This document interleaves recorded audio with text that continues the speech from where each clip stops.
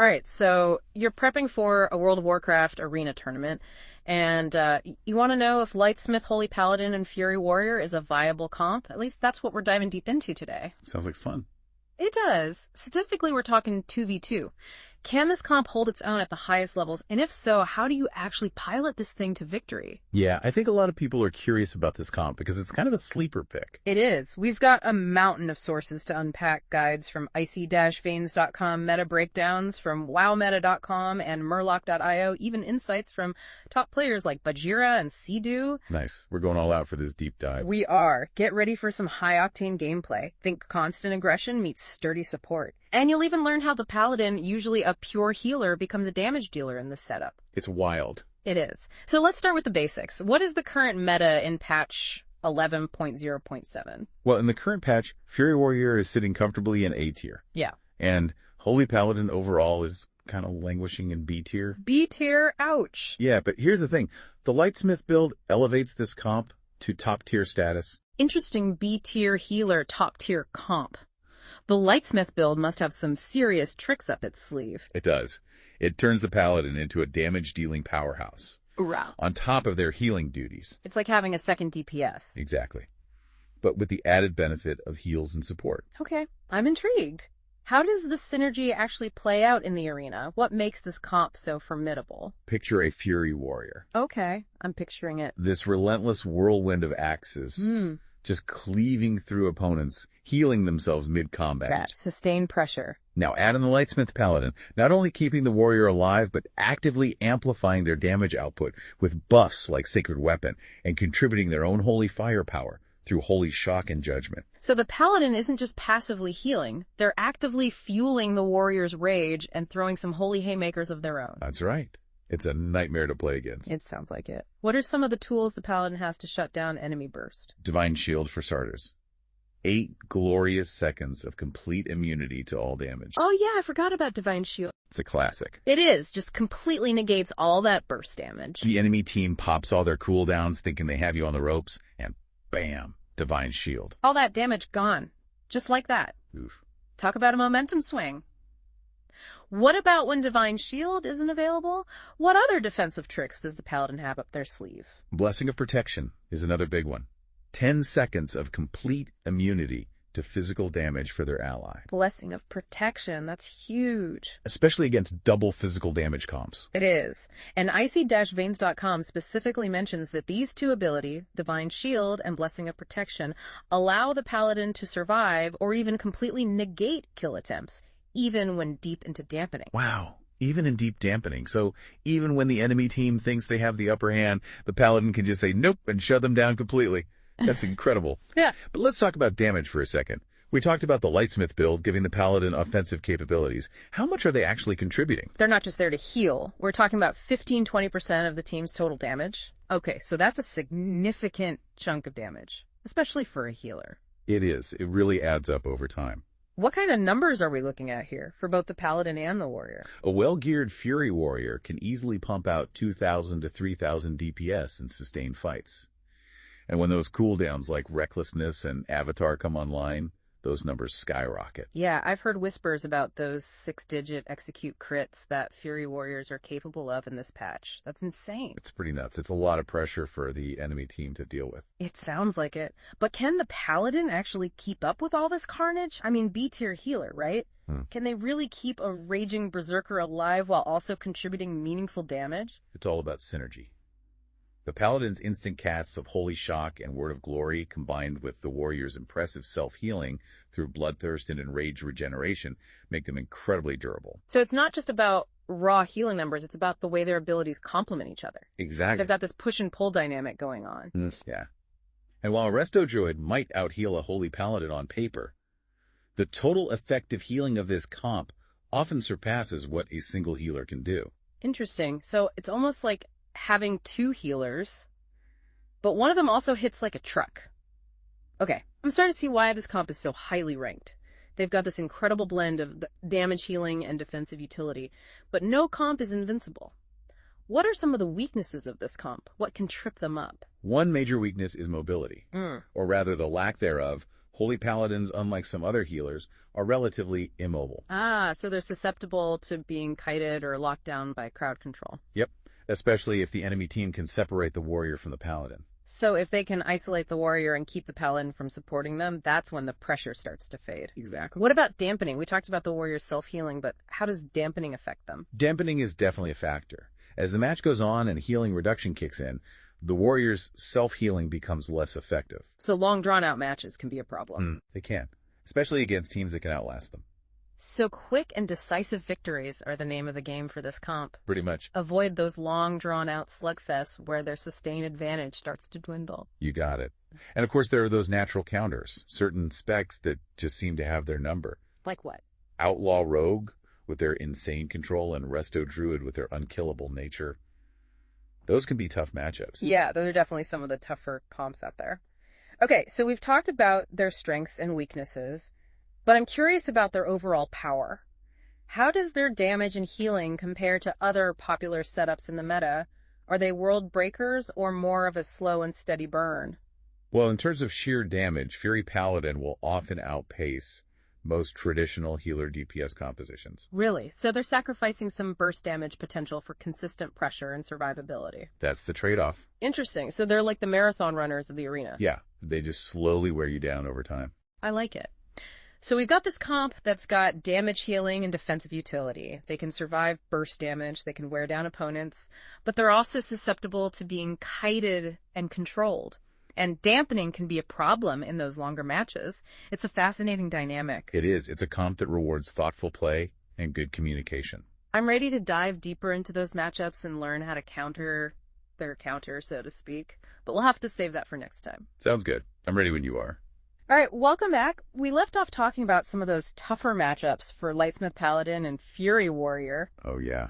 Things are about to get spicy. They are. So what other curveballs should we be prepared for in the 2v2 bracket? Well, let's talk about mirror matchups. Yeah. Specifically, facing another Paladin. Oh, the Paladin Showdown. Exactly. Except this time it's a Retribution Paladin, bringing the pain with their burst damage. So we're talking about those big, juicy Templar's Verdict crits. Those are definitely a concern, but they also have a lot of utility, Blessing of Protection, Blessing of Sacrifice, and of course their own self-healing. So they're like a hybrid of our Paladin and Warrior. Kind of.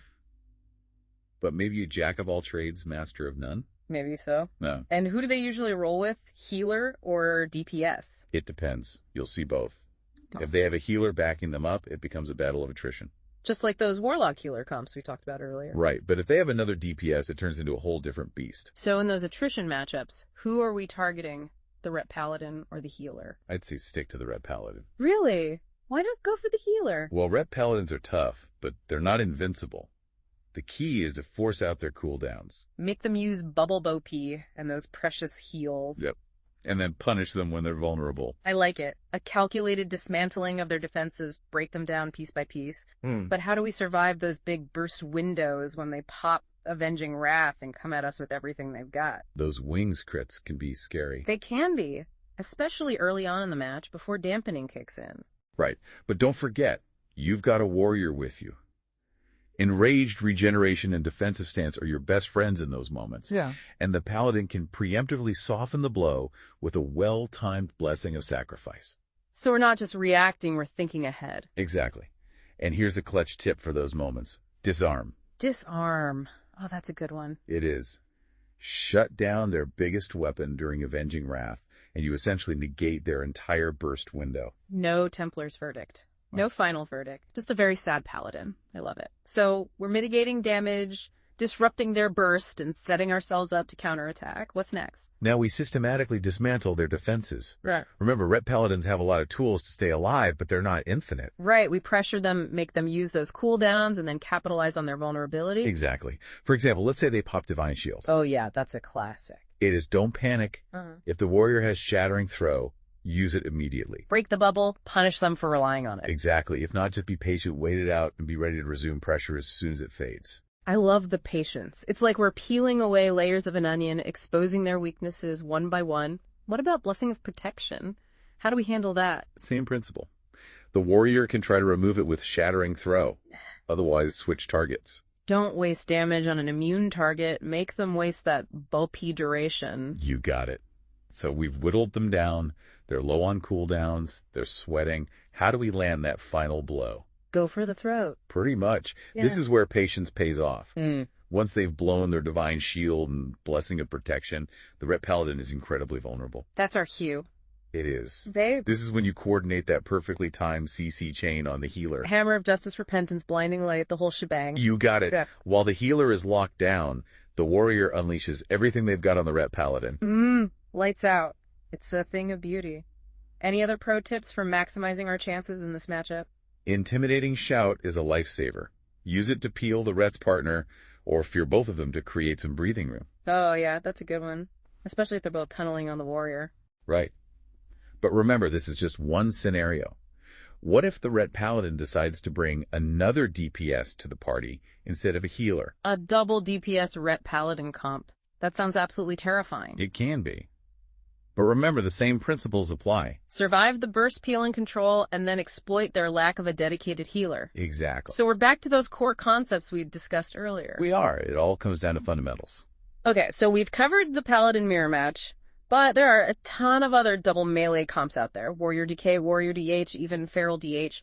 How do we handle those chaotic brawls when two melee powerhouses come barreling at us? Those double melee matchups are a true test of your defensive coordination. And your sanity. Yeah, those can be stressful. But the core principle remains the same. Survive the burst, peel, and control, and then exploit their lack of a dedicated healer. So we weather the storm and wait for them to exhaust themselves. But two melee coming at you at once, it's like a tidal wave of axes and claws. Yeah. How do we survive that initial impact? AoE CC is your best friend. Ah, yes. The old intimidating show. Exactly. It can completely change the dynamic of a fight. Use it to fear both melee when they're focusing on you or the paladin. It creates breathing room and buys precious time to heal up. And don't forget about the paladin's blinding light. Right. If they're clumped up, it can buy you a few crucial seconds to regroup. So we're using our AoE CC to create those little windows of opportunity to recover and reset. Exactly. And while they're feared or blinded, you can reposition heal up and plan your counterattack. But what happens when the fear fades and they come charging back in? That's when you isolate them with single target stuns. Stagger our Hammer of Justice and Stormbolt. Yep. Keep them from coordinating their attacks. Ideally, you want to create situations where you're only dealing with one melee at a time. Which we can easily handle thanks to our healer. It's like a deadly game of whack-a-mole, but instead of moles, it's heavily armored berserkers. Love that analogy. Me too. Okay, so we're controlling the fight, mitigating damage, and creating opportunities to counterattack. But who are we targeting? If we manage to isolate one of them, which one do we prioritize? Always go for the weaker link. Analyze the matchup, identify their weaknesses, and exploit them ruthlessly. You got it. Facing a warrior DK, focus the warrior. They lack the Death Knight's potent self-healing, so we're turning their lack of a healer into our primary weapon. Exactly. Any other golden rules for these double DPS matchups? Let me think. Don't get greedy. That's a big one. Don't overextend and don't chase kills recklessly. Play the long game. Let dampening do its work. Exactly. As the match drags on, their self-healing will become less and less effective, while you still have a dedicated healer to keep you in the fight. It's a slow and steady grind, but one that ultimately leads to victory. We're outlasting them, outsmarting them, and eventually overwhelming them with our superior cessation. Okay, I'm pumped. I'm ready to face any double DPS comp the arena can throw at me. But all of this strategy is useless if we're not geared up to handle the pressure. Let's talk gear optimization. What kind of stats and items should we be prioritizing to maximize our effectiveness as a Lightsmith Paladin? Great question. For the Lightsmith Paladin, your focus should be on stacking versatility and mastery. Wait, mastery. Isn't that for healers who just want to pump out bigger heals? Yeah. Why would a Lightsmith Paladin prioritize mastery if they're also trying to contribute damage? That's what makes the Lightsmith build so unique. Mastery not only increases your healing output, but also empowers certain talents that allow you to contribute more damage. So it's like a hybrid stat. It is. It boosts both your healing and damage. A stat that makes you better at healing and damaging? It sounds almost too good to be true. How much mastery are we talking about here? A lot. Many top Lightsmith Paladins are pushing their mastery to the soft cap, somewhere around 40-48%. And of course, versatility is king in PvP. It increases your damage, reduces the damage you take. It's essential for both offense and defense. You got it. What about specific gear pieces? Yeah, is it all about finding the highest item level, or are there certain items we should be prioritizing? The Season 1 tier set is a must-have. Of course, it buffs our core healing abilities. Exactly, like Holy Shock and Word of Glory. For other slots, prioritize crafted PvP pieces with versatility and mastery. Rings, belts, boots, that kind of thing. Yep. And when it comes to trinkets, always run 2 PvP trinkets. Yes. The set bonus, extra stamina, and a boost to our primary stat. Exactly. It's essential for surviving those burst windows. For trinkets, you'll want Gladiator's Medallion for your CC break, and then either the Insignia of Alacrity for passive stats or the Badge of Ferocity for an on-use burst of intellect. So many choices. How do we decide between insignia and badge? It often comes down to your playstyle. If you prefer a more bursty approach, go with Badge. If you prefer consistent throughput, Insignia is a solid choice. I like the flexibility experiment and see what feels best for you. What about embellishments? Do they play a role in our gear optimization? Absolutely. For Lightsmith Paladins, Energy Redistribution Beacon is a game changer. Energy redistribution beacon. That sounds intriguing. It is. This embellishment converts a portion of your healing into damage.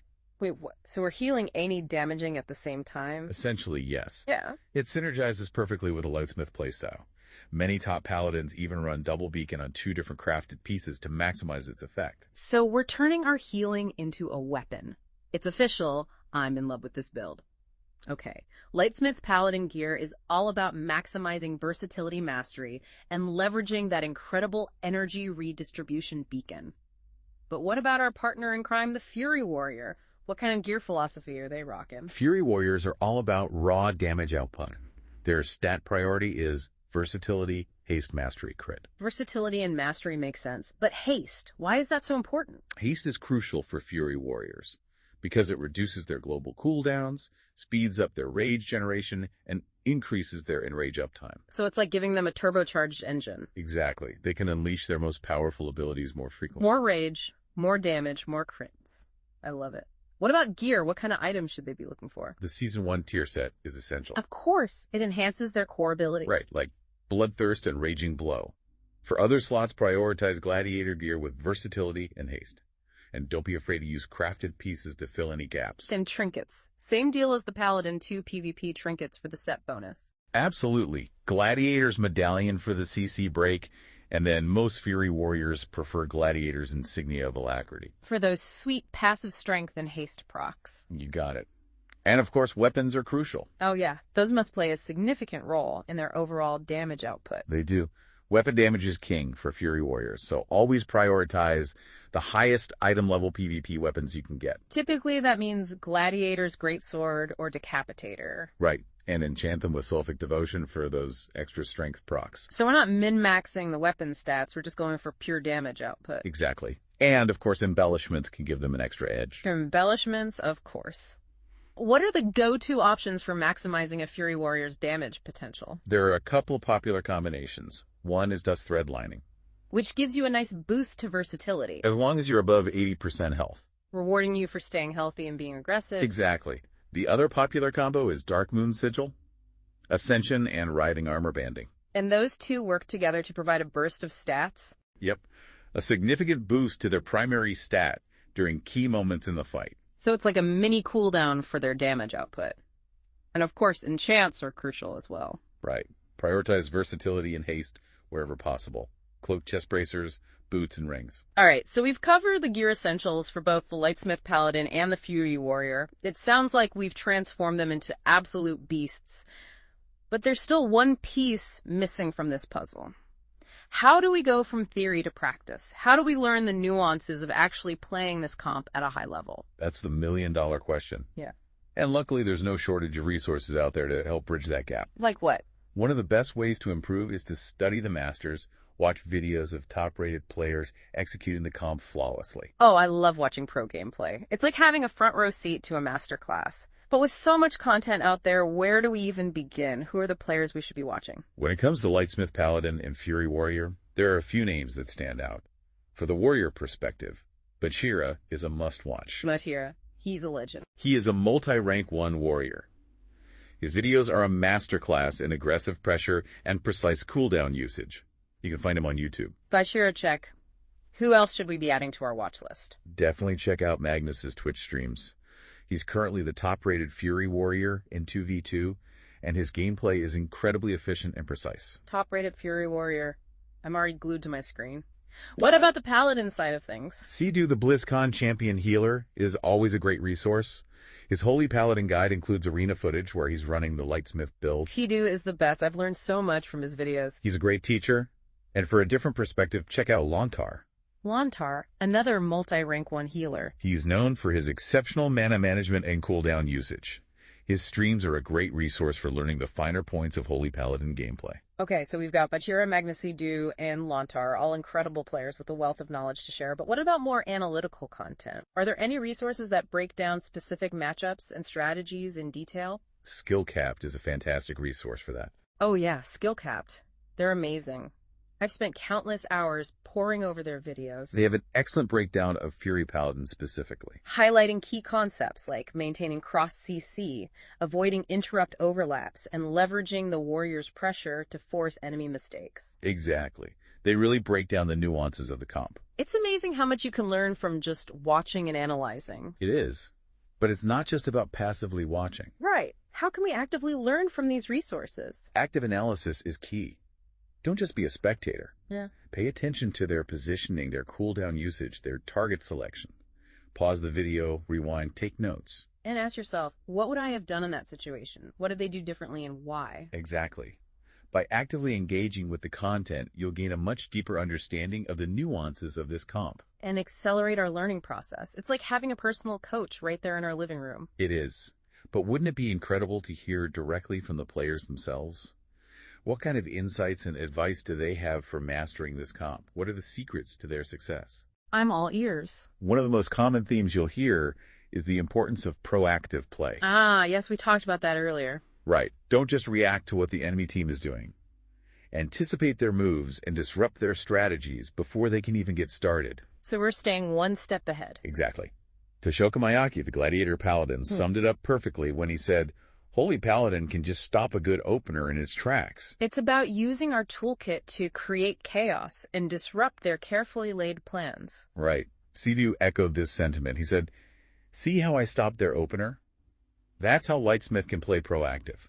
It's a mindset shift. It is, moving from reactive healing to proactive disruption. I love that we're not just passively waiting for things to happen. We're making things happen. But being proactive doesn't mean being reckless. Right. It's about finding that balance between aggression and control. And that's where cooldown management comes in. Exactly. Knowing when to use your defensives, when to hold them, and when to combine them for maximum impact is crucial. Bachira talked a lot about the importance of trading cooldowns effectively. He did. Don't waste your Divine Shield or Enraged Regeneration on a small burst of damage. Save them for those make-or-break moments. It's like a game of chess. You need to think several moves ahead. But being too defensive can also be a problem, right? Didn't Mystical say that Fury cannot afford to play defensively for long? He did. While there will be moments where you need to turtle up and weather the storm, your goal should always be to transition back to an aggressive playstyle as quickly as possible. So it's about finding that rhythm, that back and forth between pressure and control, offense and defense. You got it. Yeah. And all of that requires clear and consistent communication with your partner. Communication, the bedrock of any successful team. What kind of things should we be communicating in the heat of battle? Everything. Cooldown timers, enemy positioning, swap targets, focus fire. The more information you share, the better you'll be able to coordinate your attacks and defenses. It's like we're creating a hive mind, anticipating each other's moves and acting as a single cohesive unit. Exactly. And don't be afraid to call out mistakes. Everyone makes them, even the best players in the world. Right. Recognizing those mistakes and learning from them is crucial for growth. So we're being supportive, encouraging, and constantly striving to improve, both individually and as a team. And remember what Trill said about the Lightsmith build. Lightsmith Paladin basically turns the healer into a second DPS for short windows. If you're not ready for the damage output, you're dead. It's a powerful reminder that this comp can dish out some serious damage. Okay, I think we've covered just about everything. We've gone from zero to hero in the world of Lightsmith Paladin and Fury Warrior. We've left no stone unturned. Now it's time to put all of this knowledge into practice. But before we dive headfirst into the arena, let's take a moment to reflect on what we've learned. When you come back, we'll delve into those inspiring insights from the pros, those nuggets of wisdom that can truly elevate your gameplay and transform you into a champion. We're back and ready to soak up some wisdom from those at the top of the arena ladder. We've talked a lot about the mechanics and the strategy, but there's a certain art to mastering any comp. And these top players have some incredible insights that can really take your gameplay to the next level. I'm all ears. Hit me with those pearls of wisdom. One thing they all emphasize is the importance of having the right mindset. Oh yeah, mindset is huge in any competitive environment. What kind of mindset are we talking about here? It's about being proactive and decisive. Don't just react to what the enemy team is doing. Anticipate their moves and disrupt their strategies before they can even get started. So we're talking about that same proactive playstyle we discussed earlier. Exactly. Remember what Taishoka Miyake said? Holy Paladin can just stop a good opener in its tracks. It's about dictating the flow of the fight from the very beginning. I love that. We're not just passively waiting for things to happen, we're making things happen. But being proactive doesn't mean being reckless, right? Right. It's about finding that balance between aggression and control, knowing when to push and when to hold back. And that's where cooldown management comes in. Bachira had some great advice about cooldown management. He did. He emphasized the importance of trading cooldowns effectively. Don't waste your Divine Shield or Enraged Regeneration on a small burst of damage. Save those for the moments when you absolutely need them to survive. It's like a game of chess. You need to think several moves ahead. But even in chess, sometimes you have to sacrifice a piece to gain an advantage. True, but you need to make sure it's a worthwhile sacrifice. And remember what Mystical said about Fury Warriors. Fury cannot afford to play defensively for long. So while there will be moments where you need to turtle up and weather the storm, your goal should always be to transition back to an aggressive playstyle as quickly as possible. So it's about finding that rhythm, that back and forth between pressure and control, offense and defense, always looking for those opportunities to turn the tide back in your favor. Exactly. And all of that requires clear and consistent communication with your partner, which is another key point that these top players emphasize. Communication, the lifeblood of any successful team. What kind of things should we be communicating in the heat of battle? Everything. Cooldown timers, enemy positioning, swap targets, focus fire. The more information you share, the better you'll be able to coordinate your attacks and defenses. It's like we're creating a hive mind, anticipating each other's moves and acting as a single cohesive unit. Precisely. And don't be afraid to call out mistakes. Everyone makes them, even the best players in the world. Recognizing those mistakes and learning from them is crucial for growth. So we're being supportive, encouraging, and constantly striving to improve, both individually and as a team. And remember what Trill said, Lightsmith Paladin basically turns the healer into a second DPS for short windows. If you're not ready for the damage output, you're dead. It's a powerful reminder that this comp can dish out some serious damage when those stars align. So be prepared to capitalize on those opportunities. It's amazing how much depth there is to this comp. And what's inspiring is that these top players are always striving to learn and improve. They're constantly pushing the boundaries of what's possible. It's a testament to the competitive spirit of the arena. And a reminder that there's always more to learn and master. I'm feeling incredibly motivated to dive back into the arena, armed with all of this knowledge and insight. But before we wrap up, is there any final piece of advice you'd like to share? Any words of wisdom that you think would benefit our listeners? The most important thing is to have fun. Remember why you started playing this game in the first place. Enjoy the challenge, embrace the competition, and don't be afraid to experiment and try new things. I love that. It's all about passion and enjoyment. And when you're passionate about something, it shows in your performance. Exactly. So go out there, have fun, and dominate the arena. And that's a wrap on another episode of The Deep Dive. We've gone deep on the Lightsmith Paladin and Fury Warrior comp, explored its strengths and weaknesses, dissected matchups, and learned from the best of the best. It's been a wild ride. It has. But that's what we do here at The Deep Dive. We take those complex topics, break them down, and make them accessible to everyone. So you can take your gameplay to the next level. Exactly. Don't forget to subscribe to our channel for more deep dives into the worlds of gaming, pop culture, and all things fascinating. Until next time, keep on learning, keep on exploring, and most importantly, keep on having fun.